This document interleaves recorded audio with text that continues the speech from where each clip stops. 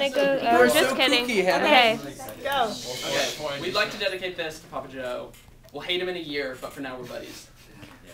For additional bits of our work, see YouTube. Indeed. I guess. Joe Bros rap, take 2. Rebecca, kick us a beat.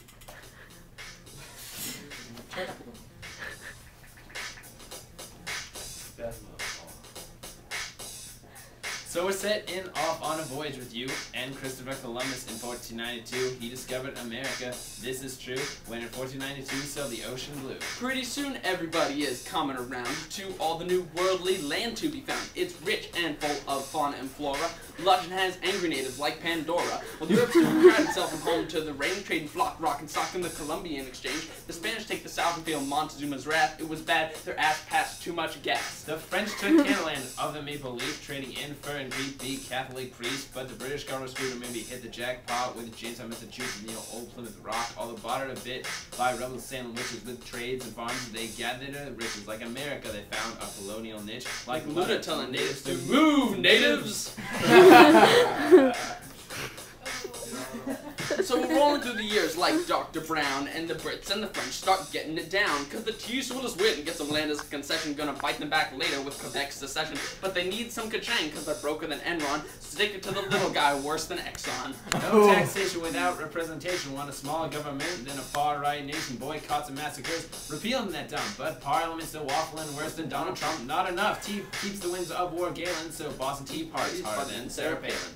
Ooh. Tasteful. Oh shit, says the Brit, they're throwing quite a fit. Take a hit, it is writ, gonna make them submit. They're getting tyrannical, bust out a Remington, hell no, and respond with Concord and Lexington. And bing bang boom, we're in the revolution. It's the Jolly Green Giant versus a Lilliputian. G-Dubs rolls up to Boston town. Brits hide in the city, gonna hunker down. In 1776, they had a Continental Congress just for kicks. While the old generale is taking his lists, Ben Franklin's hooking up with the Philly chicks. Thomas Jefferson proposes the birth of a nation and draws up this thing called a Declaration. It gets all fine, it's on the 13th state. Stole a long time later by Benjamin Gates. Oh, crap, run the George. The whole army's frozen solid in Valley Forge. The whole army's sick and beginning to cough. The entire bloody campsite looks like Hoth. Oh. Come the spring, they go face off with Burgoyne. Patriotic cannonball goes straight to the groin. In the end, it's G-Dubs versus Cornwallists. Stuck in Yorktown, can't find no solace, we surrendered. The king had to suck it. After a long war, we had a republic. And I'll remind Coogan and the rest of the class that, excuse my English, the French saved our fest. Or whatever you want to call it. And now look around. Holy crap, we got a nation stuck with the Articles of Confederation. So after we put together a constitution, this country can finally start its evolution. Under T. Jeff, it begins to expand. In Louisiana, we purchase some land. Lewis and Clark embark on a quest to find a river water passage to the west. A little bit later, to keep U.S. sovereign, President Monroe busts out his doctrine. Wait, wasn't there a war then? I'm not sure. Something about an auto tour in Baltimore. You know this isn't history we need to delve. Nothing really happened in 1812. Pretty soon the people's clamoring for Andrew Jackson. They couldn't fight the feeling like Andrew Paxton. Won't take no crap from Carolina. Nullifiance of the Cherokee westward on a trail that's crime. Biddle trying to extend his national bank. Rolling up on him like a Panzer tank. Jackson starts beasting up, too legit to quit. The bank's trying to kill me, but I'ma kill it. So a bit after him, our destiny is manifesting because of all the revolting Texans. Davy called up his TN bros. They get all shut up at the Alamo. What snap? No, you didn't dare kill a white. Now you got America looking for a fight with Jennifer's, Wilfie, Scott, and Taylor. They roll up on them like Paul Watson on a whaler. Now what do we do about slavery? Where are we gonna put it in the territory? It's just the start of a national crisis too confused to even be solved by Cyrus. Bummer our next president was Buchanan, a worse politician than Ludo Bagman. To the South, abolition was something to be feared, but only because the awesomeness of John Brown's beard. So thanks to all this divided politics, Abraham Lincoln wins the highest office. Spitting fire at the South like the dragon smog, giving them all the shaft with his Lincoln log. The war is on. They think it'll be short. Psych, they're dumb. Then the Dred Scott Court. The Confederacy is generally getting their rear saved by General Lee. He defends Richmond for over a year when he's in Pennsylvania, Gettysburg. I'm out of here. In the west, we got Farragut and Grant suffocating in the south like a power plant. After Vicksburg and Nashville and Nuga and Shiloh, the south was thinking they were fighting a psycho, so they sent him back east to deal with Robert E., who's the only man who ever defeated Lee. Sherman wrecks all of Georgia's march to the sea. Hard to rebuild with train tracks around your tree. It took a while, but when he brought out automatics, Lee just had to surrender at Appomattox. Ooh. Dude, the war is over. Look at this destruction. It's time for some radical reconstruction. It was like a civil rights movement preview until the Klan and white dudes come to kill you. So now cool stuff slips through, like Time Winkle being boring for years, like Rip Van Winkle. In 1886, labor's radicalizing all the politics. It's pretty complex, but the general gist is that bombs are going off made by anarchists. Workers stay from low wages. Workers stay from low wages, work from early till late. See you later, agitator, gonna smash the state. While the upper class is running all scared of the Reds. More power to the people, says Eugene Debs. The Populist Party now airs its grievance, but in the party system can't gain allegiance. Unions are pissed, so they go on strike. Wobblies cry, workers of the world unite! Rockefeller and Carnegie's billions come first, taking care of business like the Chamber of Commerce.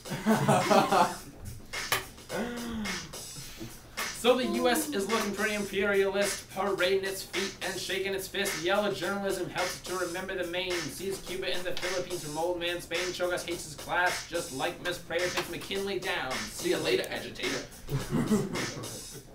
Will's part. Get ready.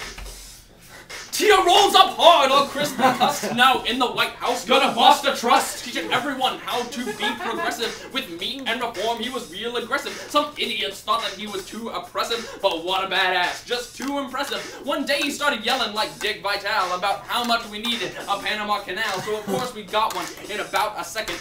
Thanks to a bunch of French investment. There were conservation policies everywhere. He was all about preserving some natural air. When Congress tried to stop him, he beat the chamber and fueled one awesome-ass research paper. The Isherford Woodrow was World War I, and we know that Josh thought that was fun, but it's not funny. Loads of doughboys died, and that's not even close to the number. Worldwide trench warfare was hellish as Mount Doom, but not as bad as peace deals in the back room. Versailles set the stage for another major war. Back then, they really could use some of the Peace Corps. After the war, the economy soars, only good for the rich and not for the poor. So the 20s are roaring along real strong, but the stock market crash is sneaking up all along. Suddenly it's the worst thing that we've ever seen. Worse than the movies of Steve McQueen. Worse than a great B actor has been. Even worse than the insanity of Charlie Sheen. Oh, he's winning. A second Roosevelt becomes the POTUS to stop the dark times. Hoover and Horace, he implements a couple of new deals. Despite having, in fact, Supreme Court appeals, he totally remakes the entire social system. But meanwhile, watch out for the rise of fascism. 1939, World War II begins. Hitler takes over Belgium and the Netherlands. He crushes France. It's like derp when the Brits had to evacuate Dunkirk. Britain's asking for help. US makes it rain. Writing off checks like Novane Chamberlain. Get it? Writing off checks like writing off Czechoslovakia.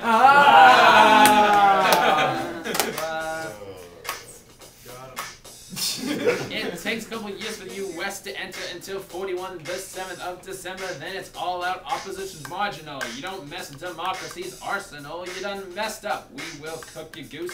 Everybody's against you, even Dr. Seuss. One fish, two fish, red fish, go. So we roll through North Africa and the Pacific, going ballistic on the anti-Semitic Operation Overlord. What a cool name! In one fell swoop, rearranges the game. About time we helped out before Stalin got mad, but they've been winning alone ever since Stalingrad. Berlin's getting bombed, Hitler's got a concussion, some day the war ends atomic repercussions. Eastern Europe's all calmy, there ain't a discussion like Rebecca Black. Everybody's on Russia. Cold War sets in the back of the brain, always there like a creepy U-2 spy plane. Truman upsets Dewey, he's too boss to quit. Quality of journalism kinda took a hit. After him, everybody decides to like Ike, preparing the U.S. for a nuclear strike. But we're in a part of our history summation where we encounter a religious obligation. Stop rapping about events and recent strife, or we might abrogate into Doc Levine's life. We don't want to get shut down by her secret police to get drafted to fight against the Vietnamese. We'll miss this class, hope this is not as nice release, but we're here to pull a Nixon. Just say peace.